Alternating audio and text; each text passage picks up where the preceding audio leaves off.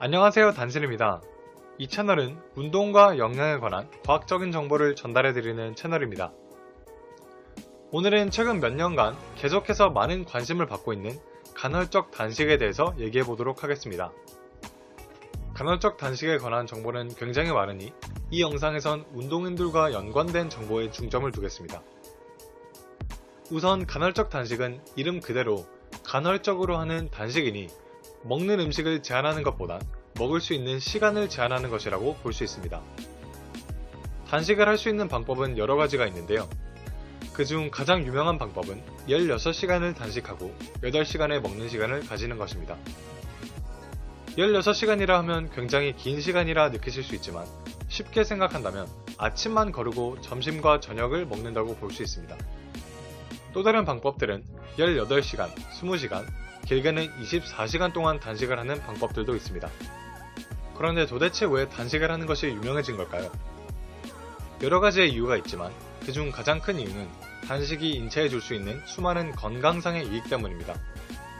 단식에 대해 오랜 시간 연구해왔고 단식을 하는 생활 습관으로 많은 환자들을 치료해 계신 제이슨 펑 의사에 의하면 단식은 지방 감소와 심혈관 건강 그리고 인슐린 민감도 증진에 탁월하다고 합니다. 이 밖에도 건강에 관한 유익한 정보를 소셜미디어상으로 공유하는 에릭 버그 의사에 의하면 단식은 정신적 건강 향상과 노화 방지 그리고 암 또한 예방할 수 있는 생활 습관이라고 합니다. 이러한 건강상의 이익은 우선 쥐를 상대로 한 연구에서 여러 차례 증명이 되었고 현재는 단식을 하는 습관을 들인 수만 명의 사람들로부터 이러한 긍정적인 효과가 계속해서 증명되어 가고 있습니다. 그렇다면 이제 근력 운동을 하는 사람에게는 단식이 어떠한 장점과 단점이 있는지 알아보겠습니다. 많은 사람들은 단식을 하여 오랜 시간 동안 영양분 섭취를 하지 않는다면 근성장이 원활하게 이루어질 수 없고 오히려 근손실이 있을 것이라고 생각합니다. 이러한 추측들은 간헐적 단식으로 유명한 피트니스 전문가 토마스 들라워와 앞에서 소개해드린 제이슨 펑 의사 그리고 수많은 의사들로부터 과학적으로 타당하지 않다고 증명이 되었습니다. 우선 단식을 하는 날과 하지 않는 날의 1일 섭취 칼로리와 영양분이 같다면 단식을 한다고 해서 근손실이 더 있을 수는 없다고 합니다. 그 이유는 어느 시간에 영양분을 섭취했는지를 불문하고 인체는 간 글리코겐을 다 소모하기 전까지 에너지를 얻기 위해 근육을 분해하지 않기 때문입니다. 2010년 NCBI에 발표된 논문을 보면 12시간 단식을 하였을 때 간 글리코겐은 29% 감소하였고 24시간 단식을 하였을 때 57%밖에 감소하지 않았습니다. 물론 단식을 하는 도중 오랜 시간 강도 높은 운동을 한다면 간 글리코겐 소모는 더 많겠지만 간헐적 단식같이 24시간 이내인 단식은 몸이 근육을 분해하여 에너지를 공급해야 하는 단계까지는 가지 않을 확률이 높다고 합니다. 2016년 JTM에서 발표한 연구에서는 8주간 16-8 단식을 한 그룹과 어떠한 종류의 단식을 하지 않은 그룹을 비교해 보았습니다. 두 그룹은 섭취한 칼로리와 영양분은 동일하였지만 8주 후 결과를 보면 근육량 변화에 차이는 없었고 오히려 단식을 한 그룹의 지방량만 더 감소하였습니다. 그리고 또 다른 2006년의 논문을 보면 단기적으로 진행한 40시간 단식 후에도 인체 내 근손실을 일으키는 과정은 찾아볼 수 없었다고 합니다. 이러한 연구 결과들을 보면 단식은 결코 근손실을 초래하지 않을 뿐더러 오히려 지방을 빼는 데 더 효과적일 수 있다고 볼 수 있습니다. 단식을 하여도 근손실이 일어나지 않고 지방 분해는 더 원활하게 진행될 수 있는 생물학적인 이유는 여러 가지의 이로운 호르몬 분비 때문인데요. 우선 남성의 경우 장시간 단식을 하였을 때 성장 호르몬이 크게 증가한다고 합니다. 성장 호르몬은 신체의 전체적인 회복 능력을 향상시켜 근성장을 돕는 이로운 호르몬이기 때문에 운동을 하는 사람한테는 성장 호르몬이 특히 더 중요하다고 볼 수 있습니다. 한 연구에서는 48시간 동안 단식을 하였을 때 성장 호르몬이 무려 5배가량 증가한다는 결과가 있었습니다. 성장 호르몬 이외에도 단식을 하게 되면 인슐린 수치가 변동하지 않고 지속적으로 낮게 유지된다고 합니다. 이것이 중요한 이유는 인슐린은 아나볼릭, 즉 동화 작용을 하는 호르몬이기 때문입니다. 인슐린 수치가 높아지면 몸의 지방 분해 과정은 정지되고 몸속 포도당이 과다할 시 인슐린은 포도당을 지방으로 저장시키는 작용을 합니다.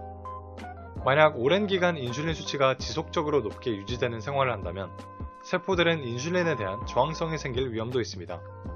그렇게 되면 세포 내에 포도당을 정상적으로 유입시키지 못하게 되어 근성장에 필요한 영양분 공급이 원활하게 이루어지지 않게 되고 혈액 내에 포도당이 많아져 당뇨병을 유발할 수도 있습니다. 그러니 간헐적 단식을 하여 인슐린 수치를 낮게 유지할 수 있다면 지방 분해가 더욱 원활하게 이루어질 수 있고 세포들이 인슐린에 더 민감하게 반응을 할 수 있도록 도울 수 있습니다. 인슐린 외에도 장시간 단식을 하게 되면 글루카곤과 에피네프린이라는 호르몬이 분비되는데요. 글루카곤은 인슐린과 정반대되는 호르몬으로 간에 저장되어 있는 글리코겐 분해를 촉진시키고 지방세포에서 지방 분해 효소를 활성화시켜 지방산의 유리를 촉진시킵니다.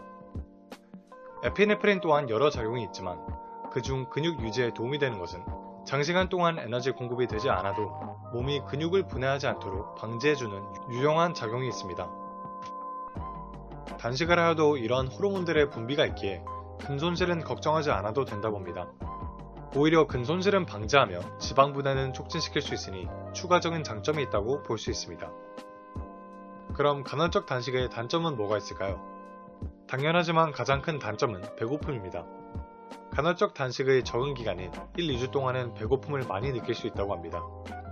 그렇지만 몸이 적응을 하고 난 후에는 이 단점 또한 없어지게 된다고 볼 수 있습니다. 운동을 하는 사람에게 가장 큰 단점은 주어진 시간 안에 필요한 칼로리와 영양분을 충분히 섭취하는 것입니다. 특히 하드게이너나 림벌크를 하는 사람이라면 필요한 칼로리를 다 섭취하기가 힘들 수도 있습니다. 16-8 단식을 하는 70kg 남성을 예로 들면 먹을 수 있는 시간이 8시간밖에 안 되니 2끼 내지 3끼밖에 못 먹게 됩니다.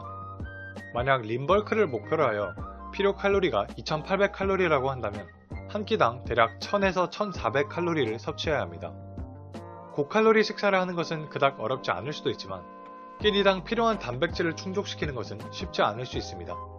근성장을 최대하기 위해 권장되는 키로당 1.4에서 2.2g의 단백질을 채우려면 끼니당 대략 40에서 70g의 단백질을 섭취해야 합니다. 그러니 하드게이너나 벌크를 하는 사람, 아니면 그저 한 끼니에 많은 양을 먹는 것을 선호하지 않는 사람들이라면 운동을 하며 간헐적 단식을 병행하는 것은 용이하지 않을 수도 있습니다. 추가적으로 여성분들, 특히 임산부들은 갑상선 문제와 생식계통의 호르몬들 때문에 간헐적 단식을 하더라도 15시간 이상은 하지 않는 것이 이상적이라고 합니다. 결론적으로 간헐적 단식은 이로운 호르몬들을 통해 여러가지의 건강상의 이점을 볼 수 있고 근손실을 최소화하며 보다 쉽게 다이어트를 할 수 있는 장점들도 있지만 먹을 수 있는 시간이 한정되어 있기 때문에 벌크를 목표로 근성장을 최대화하려는 사람에게는 적절하지 않을 수도 있습니다. 그러니 간헐적 단식은 건강이 되었든 운동이 되었든 목표에 도달하기 위해 사용할 수 있는 유용한 도구라고 생각합니다.